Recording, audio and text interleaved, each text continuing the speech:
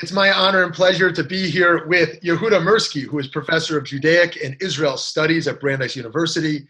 He worked in Washington, D.C. for a number of years, including as special advisor in the U.S. State Department's Human Rights Bureau during the Clinton administration. An ordained rabbi, he was, after the attacks of 9/11, a chaplain for the Red Cross. From 2002 until 2012, he lived in Israel, where he did policy research and was a grassroots activist in Jerusalem.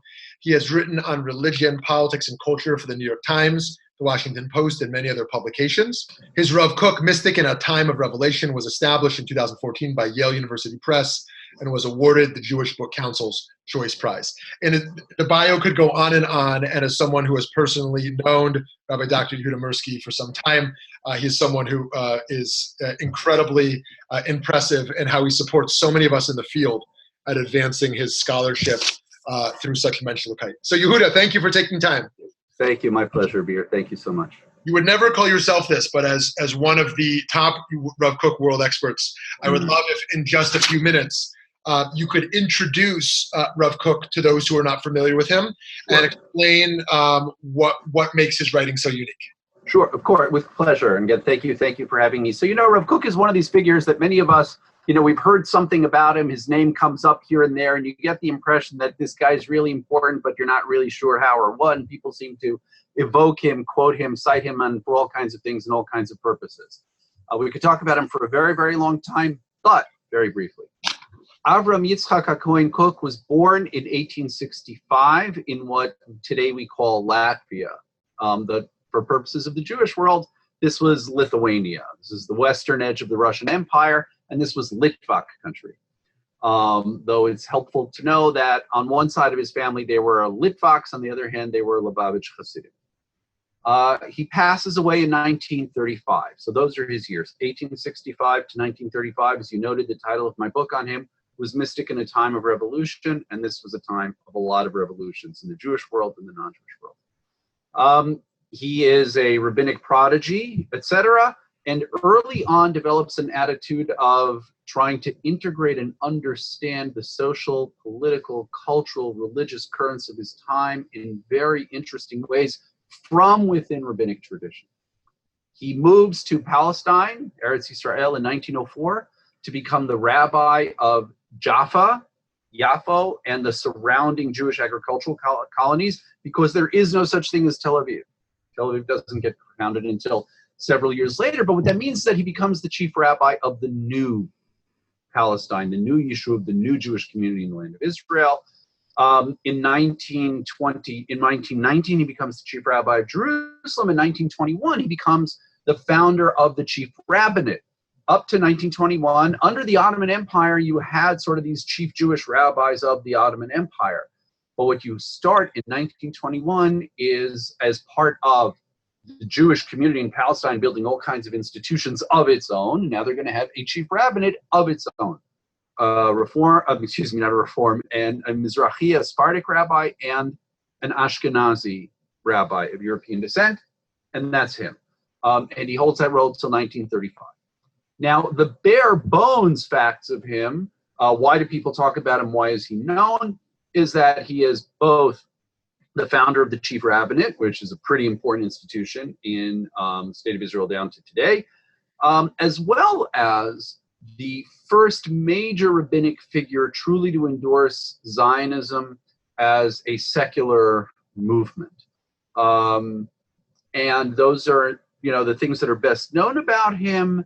And in some ways, I always say that those are, in some ways, the least interesting things about him. Because what makes him so interesting as a figure, it's not just that he occupies these positions and creates these institutions and sort of somehow gives his endorsement to this movement. This is someone who, as a thinker, as a theologian, as a halachist, and as a remarkable mystic, sort of takes upon himself the conflicts and the contradictions of modern Jewish life, right? Between tradition and revolution, law and prophecy, right? Between rabbinic authority and the radicalism of Jewish socialists and Jewish pioneers. And he tries to develop both a worldview and a program that can somehow put it together. Amazing. And part of how he does this is, as a Jewish mystic, he's deeply committed to the principle that God is everywhere. God is in you, God is in me, God is in universal perspective, as well as God is in the particular national perspective or the specific individual perspective. And he attaches great mystical significance to the land of Israel, to the people of Israel, as the point of meeting between God and the world. And this then leads to really interesting questions, which we'll talk about, that how does one interpret his legacy? There's parts of his legacy where he's very much about seeing the Jewish striving for justice, for ethics, for aesthetics in the arts, as very much of a piece with everything else that people of goodwill do all over the world. And yet there's ways in which the land of Israel and the Jewish people have very definite identities and very specific roles to play. And finally, he is able to hold these contradictions together because he sees the world as moving in a messianic direction. Right? That the Zionist movement is an unwitting instrument of God's plan to redeem the world, along with other social justice movements. Right. And as you can imagine, that's really engaging, inspiring perspective, and it's also rather combustible, and can go in lots of different directions. So I wasn't planning to ask you this, but because you brought up his panentheism, and by which you mean the idea that God is in everything, that God is beyond everything is in God, so to speak, beyond everything and in everything, or all right. within God. And so I wonder, that's obvious within human beings. That's obvious within nature and the concrete world of substance. But in the realm of ideology, what is the intellectual process of discernment to find divinity within ideology, within the realm of ideas? That's a really excellent question. I think for him a key word is idealism. So when you see, for him, if you see a person or an individual, a group moving towards something like justice, solidarity, kindness, humility, we'll say, okay, there's God at work for you. Where for him, and part of what's interesting is that some of this comes from his abstract reflection, because he's a staggeringly learned man. And a lot of it comes from his own experiences. And part of what's so interesting and riveting about him is his way of opening himself up to all kinds of experiences.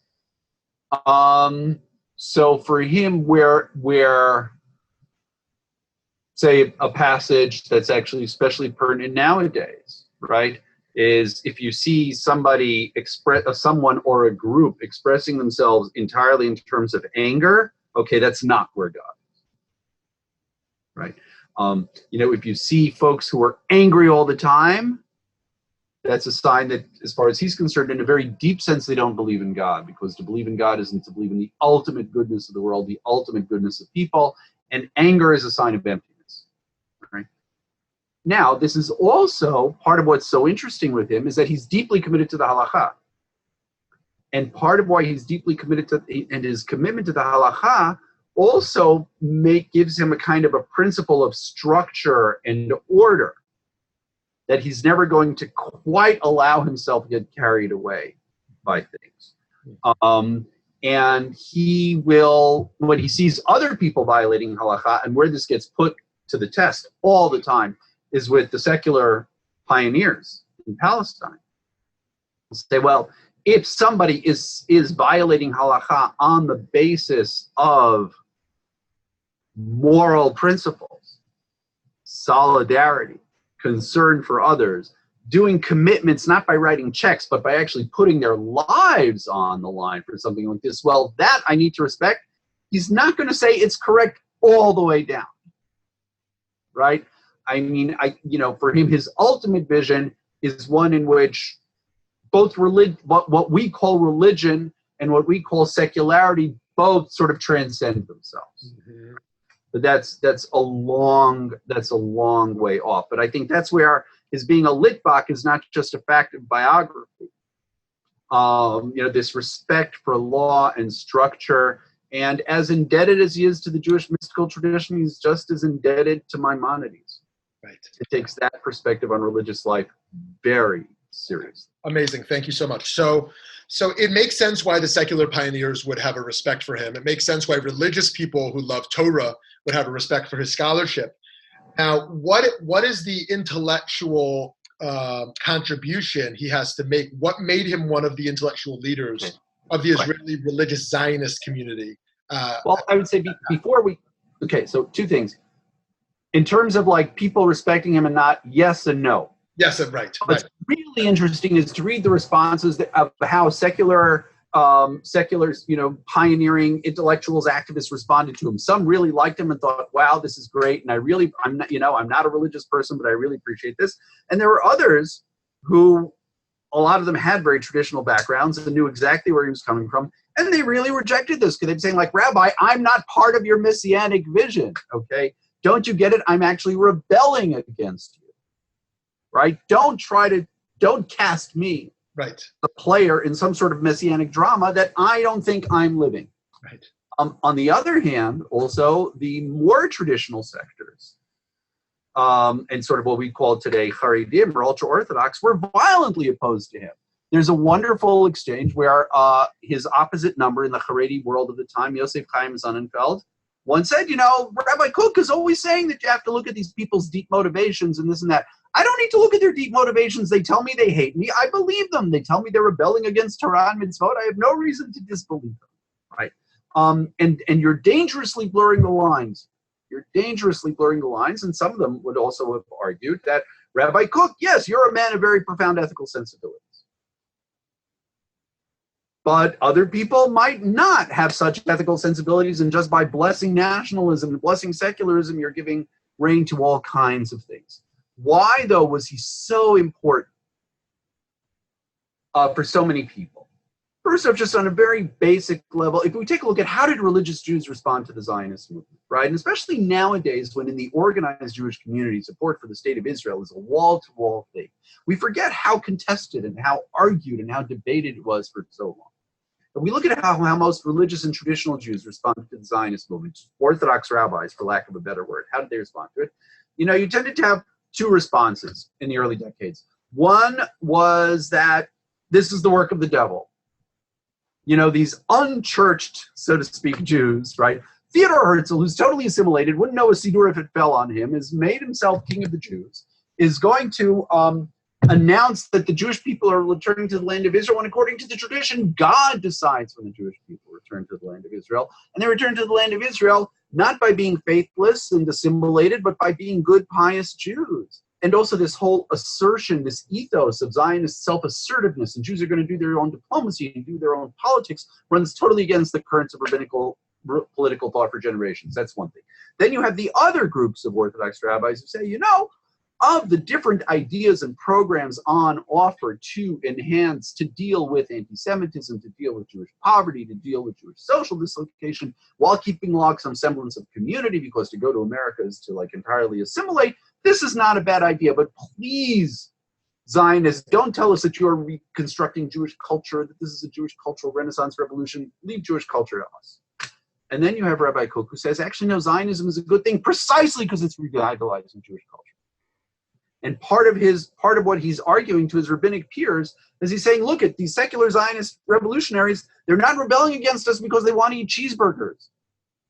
They're not looking for easy lives. They're going to Palestine. They're building socialist communes. They're saying we're not taking good enough care of poor Jews. They're right. They're saying that our Jewishness has become desiccated and it's become empty and it's become soulless. They're right. Now, he says, I don't think I should throw away the whole thing. but I have to accept their critiques as legitimate. And he gives Jews who want to work with Zionism not just an ex post, it's not such a bad idea, you can work with them, but a principled justification for why this is a good thing. This is a good thing. This is not delaying this. This is not against messianic hopes. This is not putting messianic hopes to the side. This is precisely how messianic hopes are going to be realized, by participating in this. And it's not like, okay, I'll be a Jew on Shabbat, and for the other 6 days a week that I'm participating in Jewish life in the land of Israel, it's kind of like what I'm doing. No, your participation during the 6 days of the week in building a community, in putting down plumbing somewhere, in planting a furrow, in opening a post office for a new Jewish community in Palestine as part of the Jewish national renaissance is itself a worthwhile thing to do. So for all those reasons, he then becomes, that's how he becomes chief rabbi, because he's like the indispensable man for all sorts of people who are trying to square the circle of the Zionist revolution in Jewish tradition.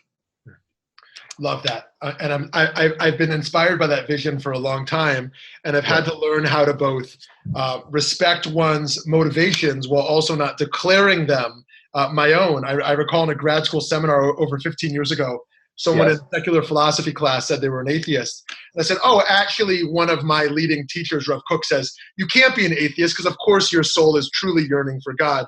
And they were incredibly offended by my... Right. I mean, by the way, there's some analogies in modern Christian thought. Yeah. When you have, sort of Christian church people who were resisting Hitler, and they needed to make sense of secularists who were resisting Hitler, and they said that they were unconsciously Christian. Mm-hmm. Mm-hmm. And so to me, there's one way of looking at that, which is, that's just sort of condescension and not being able to deal with secularism. If you're doing it in a reflective way, you're sort of saying that sort of like the underlying structure of these folks' actions only makes sense if they feel that they are answering to a higher authority, if they feel that there's some moral principles that are larger than. Yeah, great. So my last question for you is, nobody knows what Rav Kook would think today, but if somebody did, you'd be one of the few who would. And so what would he think of the religious Zionism today as it's manifest? And how would he make sense of the state of Israeli religious Zionism community today? Well, in terms of, that's actually an extremely live question. Why? Because starting in the 1970s, Rav Kook's son, as you know, Rav Kook's son, Yehudah Kook, who succeeded his father as the head of the important yeshiva that he founded, said that he knew exactly what his father would say. And his father would say, go and settle the hilltops of Judea and Samaria, and planting the flag of Israeli sovereignty on one hilltop after another is itself part of the redemptive process. And if my father were alive today, that's what he would tell you to do, right? So much of the settler movement arose, sort of like the history of Jewish settlement in the West Bank and Gaza is complicated. I would just recommend to everybody to read Gershom Gorenberg's The Accidental Empire, magnificent book on the first decade of Israeli settlement activity. It had lots of pieces, but you can't begin to tell this story without reckoning with the settler movement, what was called Gush Amanim, the Block of the Faithful, whose spiritual leader was Rav Kook's son, Yehudah Kook. And so that's one set of arguments that people give, right? This is exactly what Rav Kook would tell you to do, right? Others said, well, not so fast, because a crucial fact, as I mentioned, Rav Kook died in 1935. So he never saw the Holocaust. He never saw the actual existing state of Israel, which appeared in 1948, which of course didn't exactly live up to all sorts of people's ideas about what they thought the Jewish state would look like. Rav Kook was a very idealistic man. As a thinker, for instance, he didn't reckon with the will to power. He didn't much write or think or talk about people doing. He was idealism is a key word for him. He thought people were very idealistic in their motivations, so he didn't reflect much on people who do stuff because they actually want power over other human beings. Mm-hmm.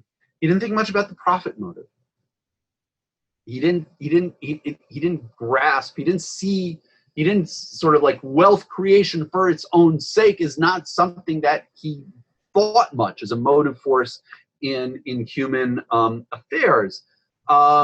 and so in some ways, like the answer to your question, what would Rav Kook say today?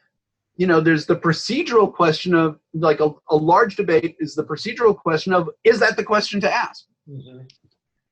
Is it the question to ask what this man who died in 1935 would have said today?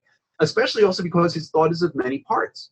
So because his thought is so capacious, there are the universalistic dimensions of his teachings, and there are the nationalist dimensions of his teachings, and there are the highly personal, subjective, expressive dimensions of his teachings. And there's some people who will focus on one and not focus on the other. And even among his disciples, his immediate disciples, you saw different emphases. One thing that you can be sure, Rav Kook, I think, it really hurt him when he saw people tearing one another apart. So much of what he was about was trying to create an ethics of principled disagreement where you respect people's differences, right? There's one passage in his writings, which I'm sure you know, where he talks of, it's written about 1910 or so, when he talks about what he saw as the three camps of his time in the Jewish world: the nationalists, the ethical universalists, and, so to speak, the religionists. And he says each one has a part of the truth. And the sacred, the holy, the kodesh, the godly, is that which connects all of them together, because God is that, just gets back to the panentheism, right? God is he who connects everyone in motion, moving forward towards the future, right? And so, ideally, I should, if I'm an ethical universalist, I should appreciate nationalists for their sense of solidarity, and I should appreciate religionists for their sense of the divine. And if I'm a nationalist, I emphasize solidarity, but I should understand, from a godly perspective, universal ethics is a good thing. And from a godly perspective, even there's something beyond this world, and so on and so forth. And the religionists should perceive, the virtues of solidarity and the virtues of universal ethics as a religion person while plowing your furrow. I mean, what's crucial with Rav Kook in terms of as a thinker who's a resource for pluralism is that he's not about wishy-washy splitting the difference, don't believe in anything very passionately. Right. Take your beliefs with great passion, but understand that God is greater than all of them. Mm-hmm. Yeah. So there's a great humility. Yeah. That, I think it's fair to say that he would, the bitter arguments. Yeah. Yeah.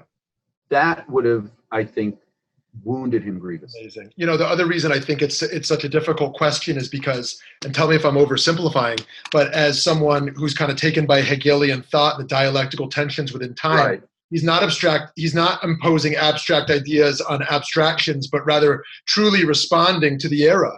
And as you pointed out, with almost 100 years of development, the idea of applying something from that era now itself is absurd in such a framework.